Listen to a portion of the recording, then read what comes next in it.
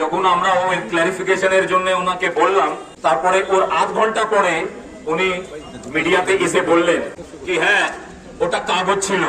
আমি ওনাদের রাজ্য দপ্তরের সামনে, ওনাদের চামচাদের সামনে আমি বলে যাচ্ছি, শিখ সমাজ একটা সোনার জুতো তৈরি করবে আর ওর মালা বানিয়ে সুকান্ত মজুমদার গলায় ঝোলাবে আর ওনার মাথায় মারবে। এনা থেকে জিজ্ঞেস করুন এনাদের মঞ্জুর আছে কিনা। বড় বড় কথা মিস্টার সুকান্ত মজুমদার বলছেন। সুকান্ত মজুমদারকে আমরা বলে দিতে চাই, ও জুতোটা শুধু একটা লোকের মাথায় পড়েনি, ওটা পুরো শিখ সমাজের মাথায় ওই জুতোটার আঘাত হয়েছে। যেমনি শুভেন্দু অধিকারী সন্দেশখালীতে জসপ্রীত, শুধু জসপ্রীত সিং আইপিএস কে পাগড়ি দেখে ওনাকে একারকে খালিস্তানি ডাকেনি, আমাদের পুরো শিখ সমাজকে খালিস্তানি ডেকেছে।